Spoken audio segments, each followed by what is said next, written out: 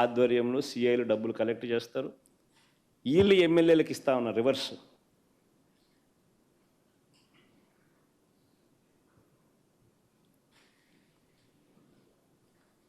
సగం వీళ్ళకి ఇస్తూ ఉన్నారు, సగం పైకి పెద్దబాబుకు చిన్నబాబుకు తీసుకొని పోతా ఉన్నారు. డిఐజీలతో నడిపిస్తూ ఉన్నారు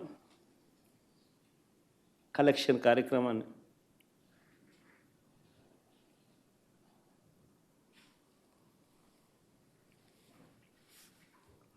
ఇవన్నీ చూసి భరించలేక కొంతమంది ఐపీఎస్ అధికారులు ఈ మధ్యకాలంలోనే చూసాం. Siddharth Kaushal young IPS officer రాజీనామాలు చేసి వెళ్ళిపోతున్నారు వీఆర్ఎస్లు తీసుకొని. ఎందుకంటే ఆయన ఢిల్లీకి పోవడానికి రిలీవ్ చేయడు, ఎన్ఓసి ఇవ్వడు. సో ఇక్కడే ఉండి ఈయనతో వేధింపులు ఎందుకు అని చెప్పి ఏకంగా రాజీనామాలు చేసి వెళ్ళిపోతున్నారు వీఆర్ఎస్లు తీసుకుని.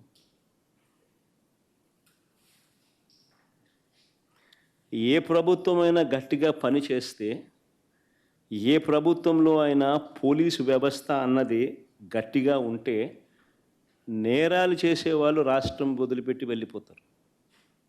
కానీ ఇక్కడ మాత్రం మన రాష్ట్రంలో పోలీసులు రాష్ట్రాన్ని వదిలిపెట్టి వెళ్ళిపోతున్నారు మంచి ఆఫీసర్లు.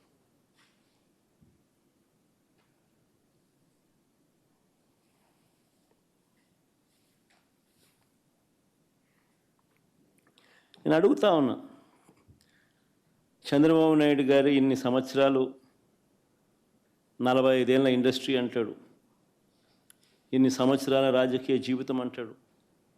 నేను అడుగుతా ఉన్నా, చంద్రబాబు నాయుడు గారికి రాజకీయ పార్టీకి మౌలికంగా ఉన్న హక్కులు ఏమిటో చంద్రబాబు నాయుడు గారికి తెలియదా అని అడుగుతా ఉన్నా.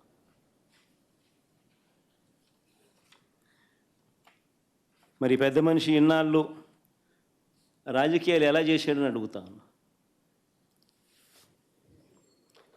మీటింగులు పెట్టుకోవడము, ప్రజల దగ్గరకు వెళ్ళడము, ప్రజలను చైతన్యవంతులను చేయడము, ఇవన్నీ రాజకీయ పార్టీలకు ఉన్న హక్కులు కావా అని అడుగుతా ఉన్నా. ప్రభుత్వం ఏదైనా అన్యాయం చేసినా, ప్రభుత్వం వల్ల ఏదైనా నష్టం జరిగినా, ప్రభుత్వం ఏదైనా మోసం చేసినా ఆ ప్రభుత్వాన్ని ప్రశ్నించే హక్కు రాజకీయ పార్టీలకు లేదా అని అడుగుతా ఉన్నా.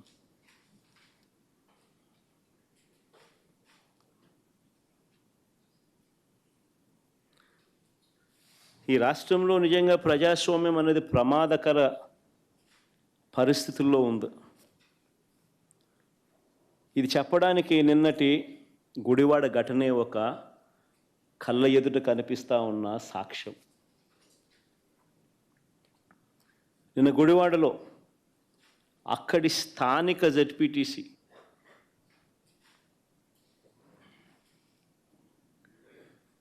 కృష్ణా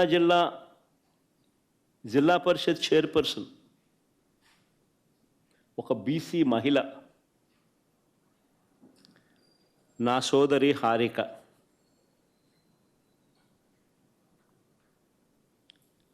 ఈ టీడీపీ సైకోలనాల్లో చంద్రబాబు నాయుడు గారి సేడిజంలో భాగస్థులైన సేడిస్టులనాల్లో కానీ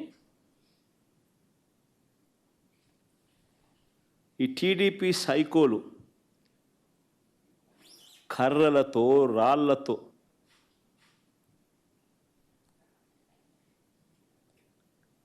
దాడి చేసిన ఘటన. ఆమె చేసిన తప్పేమిటి అని అడుగుతా ఉన్నా. ఆమె చేసిన తప్పేమిటి అని అడుగుతా ఉన్నా. ఎందుకు ఆమె మీద దాడి చేశారు? ఎందుకు దుర్భాషలాడారు? ఎందుకు నోటుకొచ్చినట్టు అనరాని మాటలతో ఆమెను తిట్టారు అని అడుగుతా ఉన్నా. చంద్రబాబు చేసిన మోసాలను నిలదీస్తూ, ఏమైనా నీ సూపర్ 6లు సూపర్ 7లు, రీకాలింగ్ చంద్రబాబుస్ మేనిఫెస్టో, చంద్రబాబు నాయుడు గారి మేనిఫెస్టోను గుర్తు తెచ్చుకుంటూ అనే కార్యక్రమంలో పాలుపంచుకుంటూ చంద్రబాబు నాయుడు గారిని ఈ సంవత్సర కాలంలో జరిగిన నష్టం, మా ప్రజలకు, మాకు, మా వాళ్లకు ఇంత నష్టం జరిగింది అని చంద్రబాబు నాయుడు గారిని ప్రశ్నించే ఈ కార్యక్రమం ఏర్పాటు చేస్తే ఆ కార్యక్రమానికి వెళ్తా ఉన్నాను. తప్పేముంది?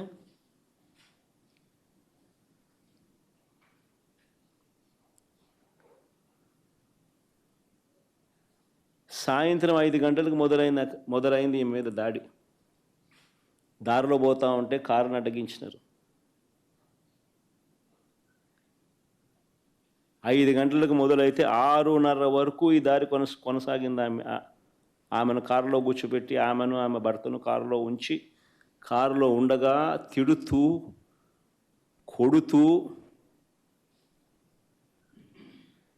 తిడుతూ, కొడుతూ కారు అద్దాలను ధ్వంసం చేస్తూ, ఆశ్చర్యం ఏంటంటే ఇవన్నీ పోలీసుల సమక్షంలోనే జరుగుతూ ఉన్నాయి. పోలీసులు ప్రేక్షక పాత్ర పోషిస్తూ ఉన్నారు.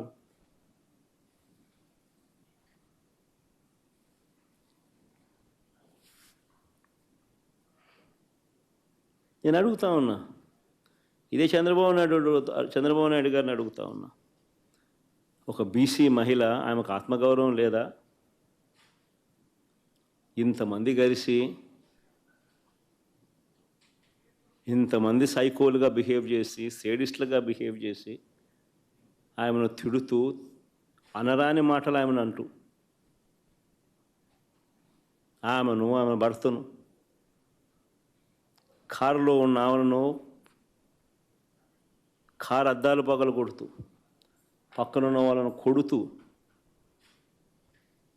దారి కాచి కారు ఆపి పోలీసుల సమక్షంలో, చేతిలో అధికారులు ఉన్నారు కదా అని చెప్పి, అధికారం ఉంది కదా అని చెప్పి చంద్రబాబు నాయుడు గారు ఏం చేస్తూ ఉన్నారు? ఇది సేడిజం కాకపోతే ఏమిటని అడుగుతా ఉన్నా.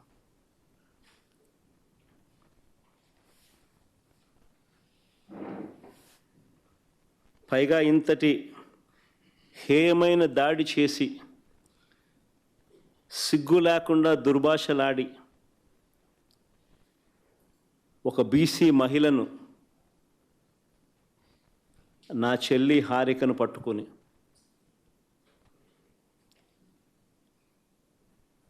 మహానటి అని తెలుగుదేశం వాళ్ళు మాట్లాడుతున్నారు. సిగ్గుండాలి కదా.